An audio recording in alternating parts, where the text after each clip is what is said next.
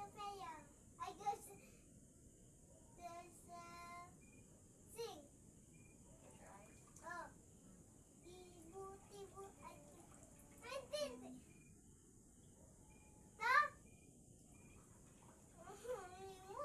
thanks.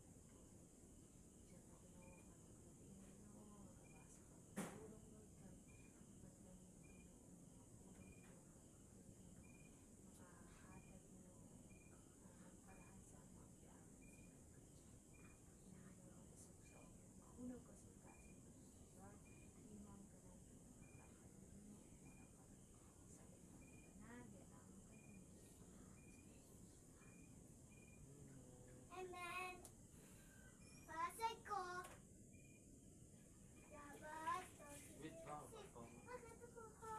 ito ko mama kayo magbasa.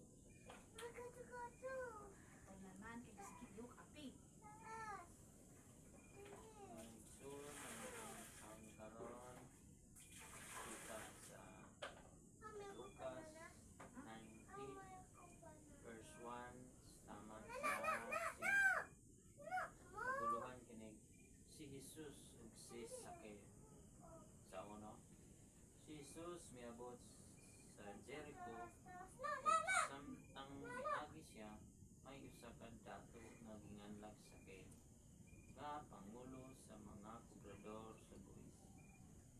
Naninguha siya pagtan-aw kung kinsa si Jesus. Apan mubo si Sakeo ug wala siya makakita kang Jesus tungod sa panon sa mga tao. Busa midagan siya una sa panon ug misaka sa kahoy. Kahoyng sikomoro aron makakita siya kang Jesus nga moagi niadtong dalangan. Last verse. Sa pag-abot ni Jesus niadtong napita mihangad siya sa kahoy ug miingon kang Sakeo, kanaog dayon Sakeo, kay adto ako moabot sa imong balay karong adlaw. Ang pulong sa atong Dios.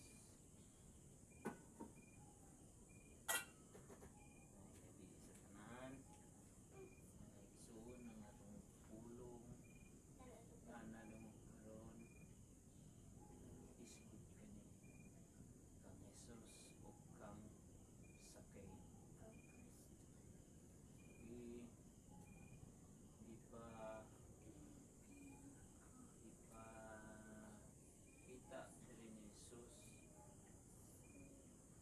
ni Sakeo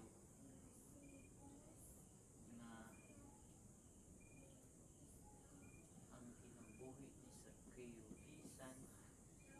bisan sa iyang kadato, bisan sa iyang kagamay, naningkamot siya nga makakisa kang Hesus nga moagi diyang sa dalan.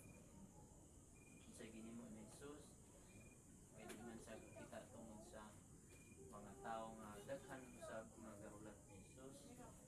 Misaka si Sakeo sa kahoy. Nagdali-dali siya, niuna siya sa panon. Kung misaka siya, dito siya naghulat nga moagi si Hesus. Sa diha sa pag-agi ni Hesus, nakita gayud si Sakeo ni Hesus. Mino ka pa po. Mao po na sa ato kinabuhi ni Hesus. Ang pagsunod sa kinabuhi ni Hesus. Dili siya sayon, no? Dili siya sayon kay tungod kay ato mang agsahon ang ato ang cross, atong apan ipahinumduman kita sa kinabuhi ni Sakeo. Diya sa atong kinabuhi karon, aduna gayoy mga tunok, adunay mga pagsulay, adunay mga malakid nga mahilayo or dili kita makakaduol kang Hesus. Now atong mahimong example si Sakeo nga nagdali-dali siya, ni overtake siya sa panon ug misaka siya sa kahoy aron makita niya si Hesus. Ginawa ko ng igsoon sa ato ang kinabuhi karon, mao sa atong ipakita sama ni Sakeo na magdali-dali kita diha sa pag-alagad kang Hesus, pag-alagad, pagsunod sa mga sugod ni Hesus. Dili na to imong babag o mga tunok o mga balakid ang atong kabisi, ang atong mga problema o unsa pa na mga babag aron dili kita makapangalagad diha sa atong buhi ni Diyos, o dili kita makasimba tungod kay busy kita, dili kita maka prayer devotion kay gikapoy na kita, o dili kita makaampo tungod kay wala kita sa mood na ata sa mga igsoon atong halimbawa ang kinabuhi ni Sakeo. Bisan usa siya ka dato, bisan usa siya ka head sa mga gobernador, apan nagmingkamot siya, gibuhat niya ang tanan aron lang makita niya si Hesus. Usa sa atong kinabuhi karon mao sa mga atong paningkamot. Ug dili nato naon na tungod kay si Sakeo naa sa taas, mao nakita siya ni Hesus, napansin siya ni Hesus. Akay ang tinuod nganong napansin ni Hesus si Sakeo is tungod sa iyang kasing-kasing nga may pahiubsanon. Bisan gamay si Sakeo, naningkamot siya nga mitag paagi aron makita siya ni Hesus o makita niya si Hesus. Ug mao na sa atong kinabuhi karon na dili naman nato makita ang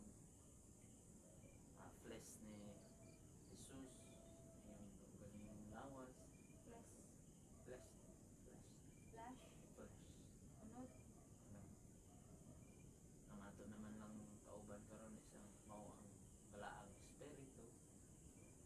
Atong paningkamutan na masusama kita ni Sakeo ka magpahiubsanon tungod kay ang una gayud makita ni sa atong Dios is ang atong pagkamapahiubsanon. Pagka may problema, dili para sa atong matulungon o makasubok, atong ipatigbabaw ang pagkamahiubsanon ug ang pagkamahigugmaon. Sharing is caring. Apply ba? Apply.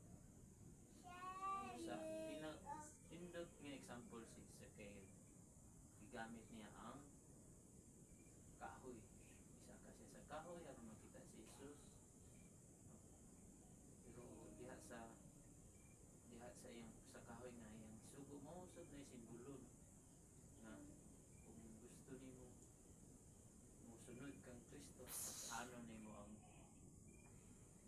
imo ang cross. So, kana lang maayong gabi. Ate first. Ate, verse. New. New ate first. New. Sa South 22. Ephesians 6:1. Children, obey your parents in the Lord, for this is right.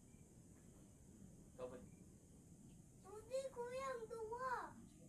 Chichi. 3 lang. Gusto ko isa. Dua. Suot, deka. Ikaw 3A, ako isa. Siya mo. Anong first? Parang imo lang nabalaan.